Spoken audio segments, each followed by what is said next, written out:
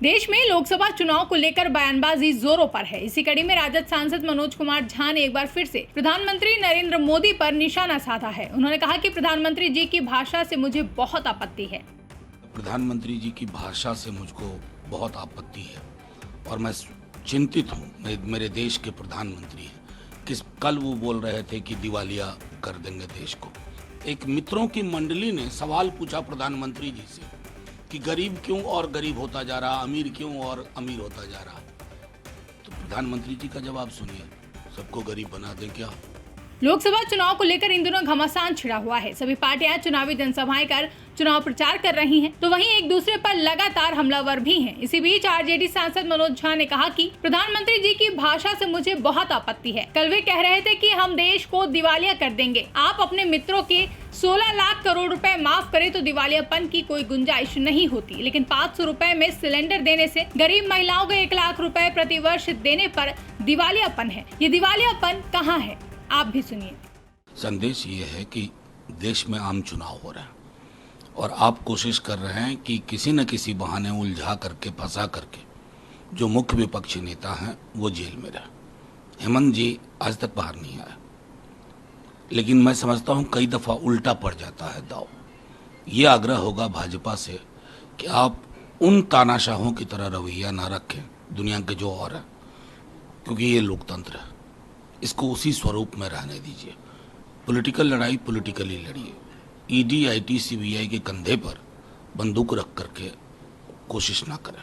प्रधानमंत्री ने कहा है कि इंडिया अलायंस जो है वो दिल्ली को बर्बाद करने के डेवलपमेंट में काम कर रहा है। आज 4 सीट भी लड़ने की हैसियत में कांग्रेस वहाँ पे नहीं है। अब देखिए, मैं सीधी सी बात है, दिल्ली को बर्बाद करने के मतलब प्रधानमंत्री जी की भाषा से मुझको बहुत आपत्ति है और मैं चिंतित हूँ। मेरे देश के प्रधानमंत्री हैं। कल वो बोल रहे थे कि दिवालिया कर देंगे देश को। 16 लाख करोड़ अपने मित्रों के आप माफ करें तो दिवालियापन की कोई गुंजाइश नहीं होती है। लेकिन हाँ, सिलेंडर 500 रुपये देंगे, गरीब गुरबा महिलाओं को 1 लाख रुपए प्रति वर्ष देंगे।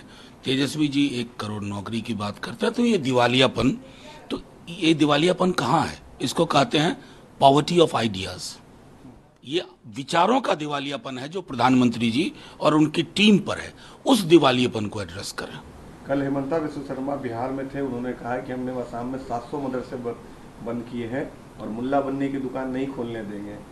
मैं इस व्यक्ति को बहुत पहले से जानता हूँ। इनकी मजबूरियां हैं कि इनको इस तरह की जुबान बोलनी पड़ती है। बहुत सब बड़ा वक्त इन्होंने आंसू में बिताया, फिर कांग्रेस में बिताया, लेकिन अब न्यू कन्वर्ट की तरह बीजेपी की जुबान बोल रहे हैं। सिवान आए थे ना, क्या उनको रोजगार के बारे में नहीं बोलना चाहिए था? दुनिया में किसी भी मुल्क में चुनाव में क्या बोला जाता है?